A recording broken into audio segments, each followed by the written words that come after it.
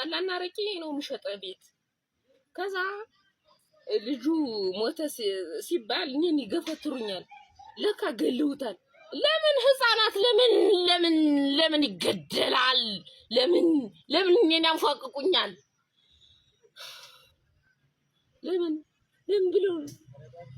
ብለው ነው እኔ የሚያንፏቅቁኝ? ለምን ብለው ነው? መልሶ ይዞት መሄድ ክላሹን የሱን ሽጉጥ ይዞት መሄድ ጥንባታ ይዞት መሄድ እንዳለው ገና ወንዱን የማራይቱ ልጅ ወንዱን ወልድለት ነው ወንዱን ገና አረው ፋኖ ጀግናው ፋኖ ወንዱ ፋኖ ለአማራ ልጅ ዳቦ ገዝቶ ለህፃናት ነው የሚሰጥ። ይሄ ደግሞ ጦር ነው የሚወረውር።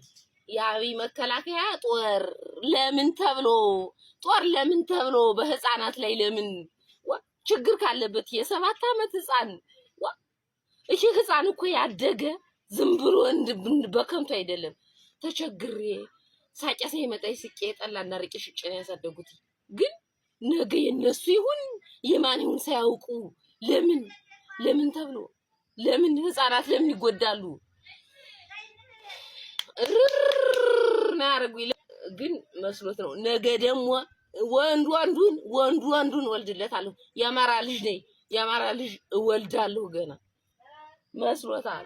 ህፃናትን ስላስገደለ እንስሳት ህፃኑስ የአማራ ስለሆነ ይገደልተው። እንስሳት ምን አረጉ? የሚቦርቅበት ላይ የሚጫወትበት ላይ ምን አረገ? ይሄ ህፃን አሁን የ7 ዓመት ልጅ ምን አረገ? 7 ዓመት ከአንድ ወሩ ነው። መስከረም 10 በ2010 ነው የተወለደ።